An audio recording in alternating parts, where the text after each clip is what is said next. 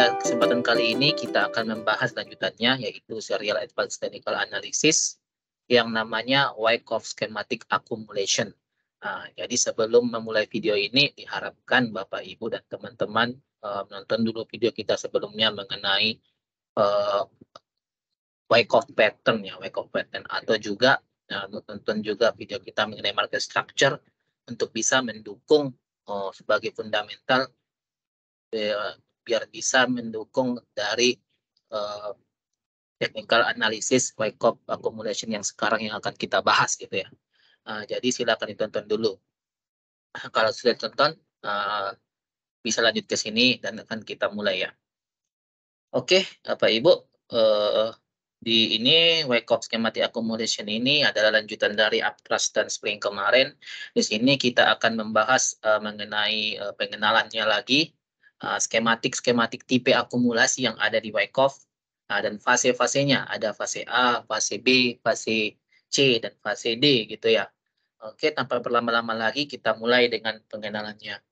Seperti kita ketahui, market structure itu, dan di video kita sebelumnya, baik itu Dow Theory maupun Wyckoff, itu buat market structure itu seperti ini ya. Di sini ada akumulasi, ada markup, ada distribusi, dan ada markdown. Dulu kan itu kalau di Dow Theory juga kan akumulasi euforia, katanya kan euforia itu markup ya. Euforia katanya, baru distribusi di atas, dan habis itu markdown efek, atau di sinilah retail nyangkut yang biasanya setelah euforia gitu ya. Jadi di Wyckoff juga mirip, akumulasi, markup, distribusi, dan markdown. Jadi di sini yang akan kita bahas di sini adalah bagian ini gitu. Kita bahas di sini adalah bagian ini, di bagian akumulasi ini kita. Kita akan bahas di bagian akumulasi ini, kita bakal bahas story-nya apa yang terjadi di sini. Story-nya, dengan mengetahui story-nya yang terjadi di sini, kita bisa entry dengan bagus lah, untuk bisa dapat markup-nya ini sampai buying klimaks mudah-mudahan, atau bisa dapat efek markup-nya inilah. Jadi kita masuk sebelum pesta dimulai, itu intinya ya. Jadi itu dia pengenalannya. Kita di bagian akumulasi tadi skematiknya. Secara tipe, Wyckoff ini sebenarnya membagi skematik tipe itu ada 4. Tipe 1 itu ya skematik 1, 2, skematik 3, skematik 4 gitu. Tapi seperti yang kita bilang ya, kita bilang di video sebelumnya ini, sebenarnya Wyckoff tidak dalam sejarah kehidupannya, Wyckoff tidak menggambarkan ini gitu ya. Ini digambarkan oleh kolega-koleganya supaya bisa dijual, supaya bisa dijual dan dijadikan kursus ke masyarakat gitu ya. Jadi Wyckoff ini sebenarnya kan di sebelumnya itu kita bilang dia itu mempelajari mengenai composite man, mempelajari pergerakan composite man dan melatih intuisi untuk mengerti game dari si composite man ini ya. Jadi intinya adalah mengikuti game dari si composite man. Jadi di sinilah kita akan mengikuti itu juga. Jadi ini skematik ini tidak perlu dihafal. Yang perlu kita pahami adalah intuisinya atau story-nya gitu ya. Dengan memahami story-nya, skematik apapun ini bisa kita jelaskan gitu ya. Karena tidak akan sama di aktual market ini. Tidak akan mirip-mirip gitu ya. Tidak akan mirip sekali gitu. Pasti ada bedanya gitu ya. Bahkan tidak sedikit bedanya, banyak bedanya nanti di aktual market gitu ya. Apalagi market Indonesia gitu. Di market Indonesia itu ingin kita sampaikan bahwa yang skematik yang sering terjadi itu adalah skematik 1 dan skematik 2 gitu. Skematik 3 dan 4 itu jarang gitu. Makanya kita akan membahas story sebenarnya, melatih intuisi mengenai skematik 1 dan skematik 2 ini gitu. Oke, sebelum kita lanjut mungkin siapkan kopi dulu atau cemilan, karena ini pembahasannya mungkin akan sedikit menyita konsentrasi gitu ya. Itu untuk akumulasinya dan 4 tipe ya. Kita ke chart langsung saja ya. Kita ke chart langsung saja. Kita ke chart, di sini. Seperti kita bilang tadi, pahami dulu di video kita ini ada yang namanya Wyckoff ini ditonton dulu sebelum mulai, dan market structure juga ada di bawah. Kita kembali ke chart biar lebih aktual ya. Di sini kita oke. Di sini saya sudah buat materi sebenarnya di chat lebih enak gitu ya. Ups. Di sini. Jadi seperti saya bilang di market Indonesia itu paling sering itu adalah tipe 1 dan tipe 2. Di sini tipe 1 dan di bawah tipe 2. Yang pertama kan kita bahas adalah tipe 1.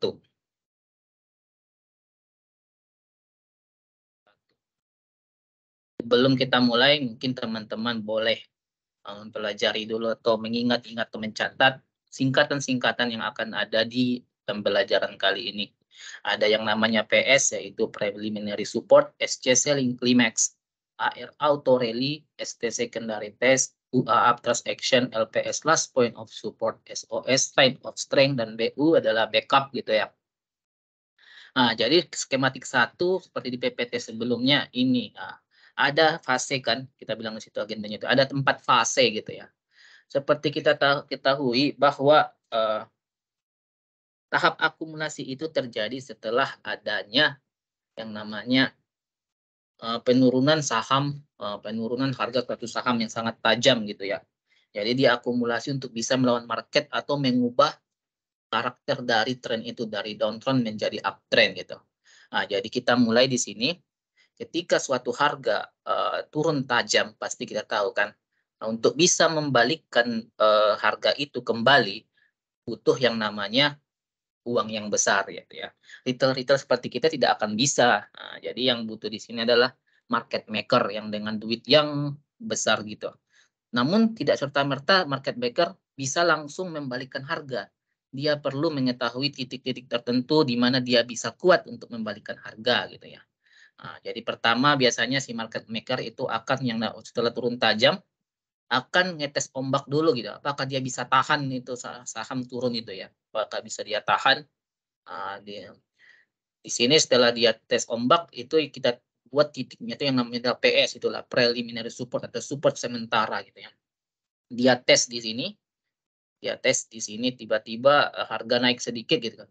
Ternyata oh selling powernya masih terlalu kuat. Nah, dia kalah di sini. Jadi market maker bisa dibilang awal-awal di sini dia kalah tes ombaknya gitu. Karena masih terlalu kuat gitu. Jadi dia masih sangkut dan harga terus turun ke bawah. Orang-orang sudah mulai ada yang lawan kan. Oh, ya, retail-retail biasanya itu cut loss dulu lah. Beberapa retail gitu cut loss terus-terusan. Namun tidak serta-merta si market maker akan nahan terusan. Dia akan tunggu lagi di harga suatu titik tertentu yang kemungkinan intuisi dia bisa tahan lagi gitu ya. Nah, di sini ada suatu harga tertentu di selling climax. Di sini dia akan mulai nadah lagi. Dia sudah mulai nadah lagi. Di sini dia akan cek kekuatan lagi. Di sini kan cek ombak, di sini juga cek ombak lagi gitu. Biasanya waktu dia cek ombak di sini ada tiba-tiba volume yang besar, lihat ya. Ini kan tiba-tiba ada volume yang besar tiba-tiba gitu. Kalau di sini ini kan gambar kita dia akan tidak nampak volumenya gitu. Ada tiba-tiba volume yang besar dan merah lagi sampai selling climax. Pada suatu titik tertentu dia menemukan selling climax, dia pikir dia bisa nahan lagi di sini, dia tahan gitu ya. Dia masukkan lagi sebagian duitnya gitu. Oh, ternyata dia rasakan guyurannya sudah mulai berkurang gitu. Guyurannya mulai berkurang, jadi dia bisa lawan downtrend dari market itu tersendiri. Nah, jadi kalau yang berkurang, timbul yang namanya auto rally gitu. Yang berkurang, harga semakin naik kan, dia semakin kuat di sini. Ternyata dia kuat, dia naikkan harga, dan ada di sini partisipasi retail. Karena retail juga melihat, wah saham ini udah mulai nih, mantul gitu. Jadi timbul yang namanya auto rally. Atau harga secara otomatis naik ke atas ketika selling powernya itu sudah sangat berkurang gitu. Namun pada suatu titik auto rally ini tidak akan sampai ke PS gitu ya. Di preliminary support sebelum yang dia tes ombak di pertama gitu. Bisa saja sampai, bisa saja tidak. Namun di kasus ini sering terjadi itu tidak sampai gitu ya. Karena di sini akan balik arah lagi gitu. Setelah dia beli di PS, dia beli di SC kan kira-kira average-nya di sini lah tuh, di tengah-tengah itu, tengah-tengah ini. Jadi dia akan jual barangnya di PS ini. Average-nya di sini dijualnya di PS di AR ini. Makanya tidak akan sampai ke PS gitu. Untuk apa tidak sampai ke PS? Supaya retail-retail juga tidak berebut untuk keluar. Jadi dia bisa keluar dulu, meng-cut loss yang namanya di PS ini dulu gitu. Dan untuk menurunkan average dia. Kan average dia sekarang di sini PS sama SC tengah-tengahnya kira-kira di sinilah. Nah, jadi dia cut loss yang di PS sebenarnya bukan cut loss juga kalau dia yang namanya apa namanya average-nya di sini pasti dia masih untung dikit gitu ya, untung dikit di sini. Namun dia tidak akan bisa serta-merta jual semua barang dia di sini. Dia hanya bisa mungkin jual sebagian. Makanya harga turun gitu ya. Harga turun kalau dia jual sampai habis harganya akan makin turun gitu ya. Dia makin rugi juga di situ. Makanya dia hanya jual sebagian. Dan ketika suatu harga itu dijual sebagian barangnya, harga akan turunkan. Kalau dia habis di PS, ternyata retailnya juga ikut ikut apa namanya ikut cut loss yang sudah punya barang atas, dia bakal semakin sulit jualan. Nah, karena kan orang mikir oh ini resisten sebelumnya gitu kan, kebanyakan bakal berpikir bahwa di situ bisa jualan gitu ya. Jadi dia akan angkat sebelum sebelum sampai PS, dia buang barang di PS dulu gitu. Nah, sebelum retail buang duluan gitu. Jadi jadi di sini SCKAR ini ada partisipasi retail masuk, dia cut yang di PS dengan untung kesedikitan, sekarang retail yang nyangkut. Karena kan ikut partisipasi di sini. Nah, dia jualan, harga pasti turunkan. Ketika harga mendekati SC, nah, dia akan mulai tampung lagi gitu. Sekarang kan dia tahu titik di mana dia bisa kendalikan saham itu. Nah, minimal itu di SC dia sudah bisa dia sudah bisa kendalikan saham itu gitu ya. Namun dia akan ambil lagi sebelum mendekati SC gitu ya, mendekati selling climax tadi. Kenapa dia mengambil lagi sebelum mendekati SC climax itu, tidak di SC itu tersendiri? Karena pasti kalau retail kan, wah ini support pasti berebut untuk antrian di sini gitu kan. Antrian di sini daripada dia berebut dengan retail, dia akan ambil liquidity itu duluan sebelum retail ambil. Makanya dekat-dekat itu dia ambil duluan sebelum jatuh terlalu bawah gitu. Makanya ada yang namanya secondary test. Di tesnya lagi harganya, dia ambil liquidity semua di sini, pasti banyak gitu kan. Diambil semua liquidity di sini, harga akan naik lagi gitu ya. Harga akan naik lagi, wah retail FOMO lagi gitu kan. Retail itu tidak dapat di bawah lagi, retail pasti nunggu kan di SC ini lagi. Kalau mereka tidak dapat di bawah lagi, pasti mereka akan HK, FOMO gitu kan. Nah, euforia akan terjadi lagi, maka harga akan sampai ke UA ini. Nah, sedangkan si market maker hanya dorong sedikit-sedikit saja di ST ini. Dia akan ikut dorong sedikit-sedikit saja untuk membantu harga gitu ya. Maka akan terjadi yang namanya uptrust di sini. Uptrust kita tahu kan kebalikan dari spring gitu ya. Sungai terbalik melewati AR di sini. Melewati AR di sini terjadi uptrust. Nah, disinilah si market maker menghabiskan barangnya semua total di PS tadi. Di AR tadi kan dia tidak bisa habiskan, hanya bisa sebagian, karena dia habiskan itu dia akan rugi gitu ya. Nah, jadi dia akan habiskan di sini, makanya harga akan turun tajam setelah itu. Turun tajam setelah itu sampai ke suatu titik di mana dia bisa akumulasi lagi untuk mengambil liquidity lagi di secondary test gitu. Jadi barang yang di PS ini sudah habis, barang kedua dia ada di SC sama ST sekarang. Dari awalnya dia nyangkut, sekarang dia itu sudah punya average di bawah gitu kan. Dari awalnya dia nyangkut, sekarang retail yang ikut-ikutan di AR sama Uptrust ini yang nyangkut gitu. Sekarang sedangkan dia punya barang di bawah lagi. PS sudah diambilnya keuntungannya, sudah di-cut-nya, habis semua di UA ini, maka harga anjlok gitu ya. Nah, biasanya dari UA ke secondary test begini, volume akan tiba-tiba hilang gitu ya. Volume tiba-tiba hilang, saham semakin sepi, dia sudah jualan semua ya. Kalau udah jualan semua ya tunggu saja kan. Ngapain lagi dorong-dorong ke atas gitu. Nah, pasti akumulasi ini kan tujuannya adalah untuk mengambil barang di bawah ya, dia biarin saja, dia sudah punya barang di SC sama ST kok, nanti dekat-dekat sini dia akan ambil lagi gitu.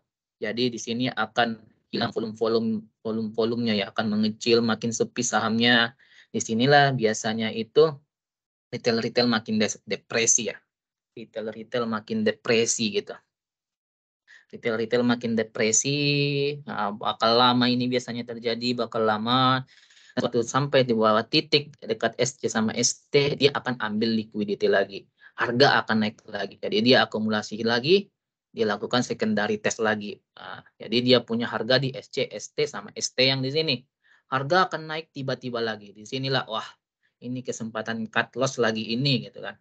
Nah, disitulah retail yang di sini coba untuk cut loss. Makanya tiba-tiba harga akan jeblok lagi ke bawah gitu ya. Karena beramai-ramai biasanya retail cut loss setelah dibawa frustasi jauh gini ya. Frustasi jauh gini, ternyata di sini naik, oh tidak lanjut, tidak balik, masih turun gitu. Pasti retail akan pikir udahlah cut loss saja. Kebanyakan retail akan jual paksa, jadi panic selling, maka terjadinya spring gitu ya. Bisa jadi si market maker juga yang melakukan spring ini dengan memanipulasi market itu. Dia ikut-ikutan juga mendorong untuk menjadi spring gitu ya. Dan dia di sini ketika suatu titik tertentu, spring ini adalah kan fair ya, sungai yang terjadi di bawah SD sama SC ini. Di sini dia akan ngambil liquidity semua. Di sini dia akan mainkan semua duit yang dia alokasikan lebih banyak lagi. Tadi kan aku alokasikan di SC, ST, dia akan main lagi di sini spring lebih banyak lagi. Setelah panic selling dari retail gitu ya. Ini istilahnya manipulasi market lah ya. Disepikannya, retail panik, dan terjadi spring. Di spring dia dorong lagi, dia ambil semua liquidity, makanya tiba-tiba harga naik lagi, melonjak gitu ya. Dan sungai terbentuk gitu.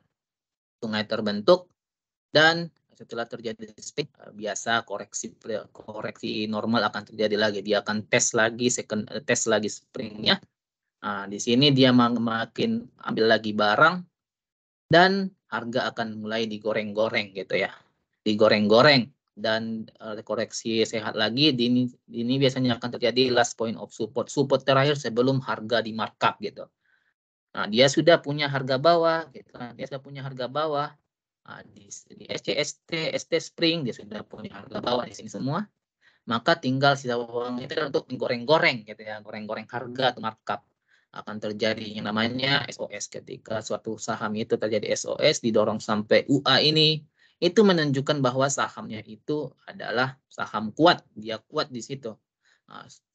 Kuat di sini, maka sebagian barangnya untuk yang di sini dia akan jual karena sudah untung, pastikan untung besar di sini trading range-nya ini. Dan dia akan beli lagi di BU ini dan harga akan terbang lagi lanjut untuk goreng-goreng.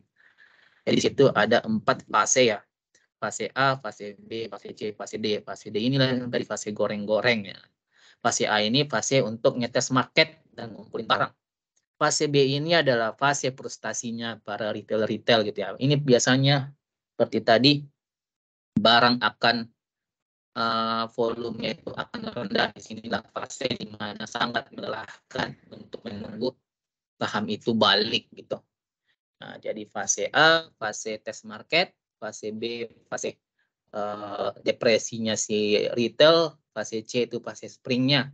Di sini dia ngambil liquidity yang lebih besar lagi untuk membuat average dia lebih di bawah lagi gitu. Dia hilangkan di sini, beli sini, beli sini, beli sini. Jadi average dia kan sekitaran sini. Makanya kita bisa bilang trading range-nya itu si market maker ini antara si PS sama SC ini. Itulah ya di kuota ini trading range dia untuk ngumpulin barang gitu. Di sini biasanya ini akan terjadi bisa dibilang agak lama ya, di atas 3 bulan bisa, di atas 1 tahun bisa, tergantung market maker-nya juga dan tergantung liquidity dari si saham yang liquidity dari si saham yang dia pegang gitu ya, atau market cap-nya lah.